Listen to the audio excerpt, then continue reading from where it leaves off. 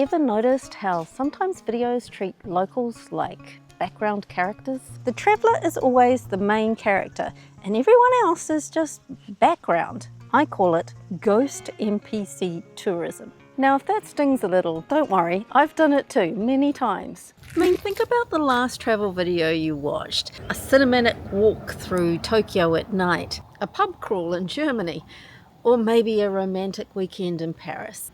But if you think about it, what was the video actually about? The place or the person filming? Hi, I'm Justine, the nerdy half, and in this video, I'm the one with main character energy. The term NPC tourism is a term that's used in China at the moment to describe characters and roles that locals have chosen to play to engage with tourists. For example, the snow cake monkey. And then there's Li Bai, who helps tourists by offering notes of wisdom. Many domestic tourists, after seeing the character online, have deliberately bought tickets to the garden just to interact with this NPC. But these NPC players have agency. They've chosen to perform. They've chosen the roles that they want to take. But what I want to talk about today is the rest of the crowd. The term I've created is Ghost NPC Tourism. The term Ghost NPC is used in the gaming world, and it's often used to describe a non-speaking, non-acting NPC, non-playing character, who might have ghost-like qualities, perhaps through some kind of bug or glitch in the system. And let's be honest, sometimes that is how we tend to treat the locals. I have the luxury of Premiere Pro where I can blur out the faces, but I don't have to because legally it's okay. In most countries you are legally allowed to film in public. In a public space, people don't have the right to assume any privacy. In streets, markets, parks, you don't need permission to film or photograph. And if the general public gets caught up in that, well, that's part of being in public these days. But this isn't universal. It doesn't apply to every country or every public space. And many countries are adding some very specific rules around it, which I'm going to go through later on in the video, so stick with me. And here's the thing, just because you can doesn't mean you should. Ghost NPC tourism is the term I'm using to describe when locals turn into the mysterious background characters. They're present, but they're overlooked, more like props, with no agency or voice, although those seagulls seem like they want to say something. It's kind of hard to avoid. A lot of the places we travel to are full of people, and you can't stand there all day waiting for them to pass. And look, I love a good cinematic cafe shot as much as the next person.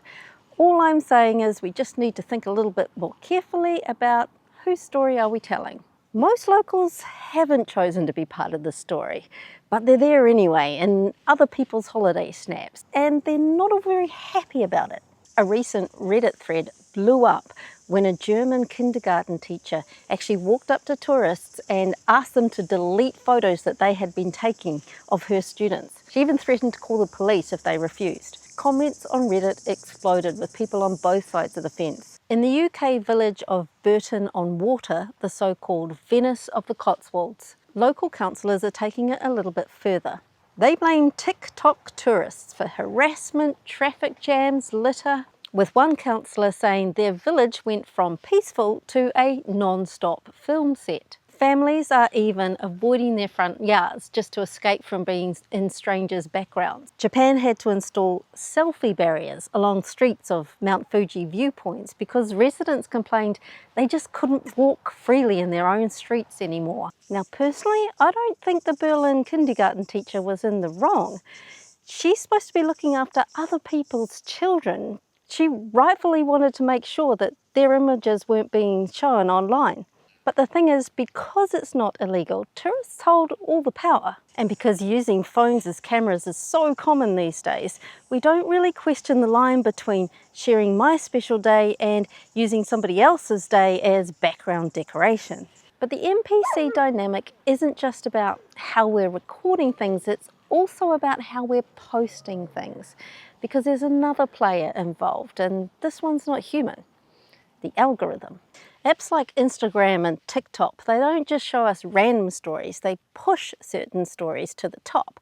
They favour dramatic viewpoints. Quiet residential streets are not going to go viral. A boring bus ride? Definitely not. The traveller isn't just the story. The traveller is also the author now. Social media has made us all publishers. Collectively, millions of us are now rewriting the story of those places by only presenting certain things on screen. And over time, that does something quite significant.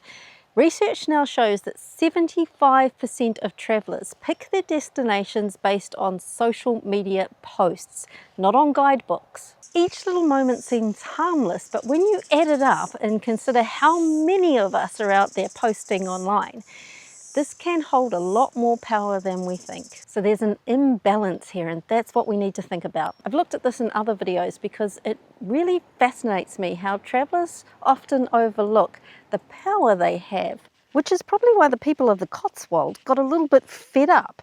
I mean, the traveller gets to decide what to photograph, how to edit it, what captions to post. They get to decide which bit of culture is beautiful, what they're going to share. The city becomes a stage and culture is atmosphere. So the locals kind of have lost their power. So if this idea of Ghost NPC tourism has made you think a little bit more about your photography, great, that was my point.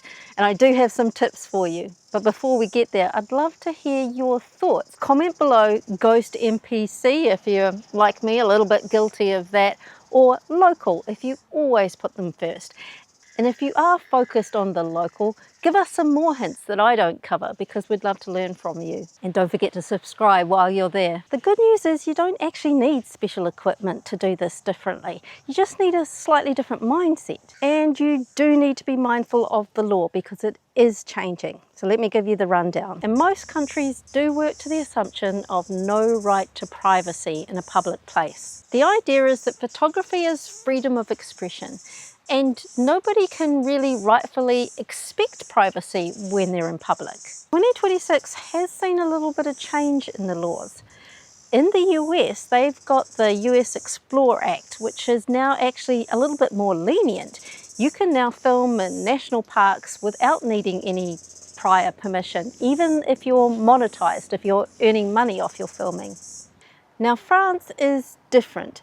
They do have a right to image law.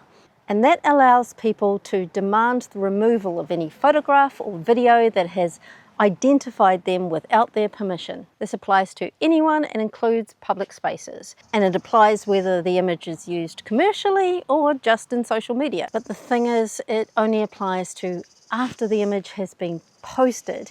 And in most cases, for social media at least, it's okay unless it is deliberately harmful. But that's just for now. Like I said, if we're not responsible about our rights, they might be taken away from us. Now in the UK, in private property, and this does include museums, art galleries, cafes, etc., they do have the right to decide what their photography policies are. So they can ask you not to take photos. They can't ask you to delete them, but they can ask you to leave. Some obvious rules are you cannot take images in public changing rooms or toilets. You also, in most public spaces, shouldn't really be carrying around a lot of equipment.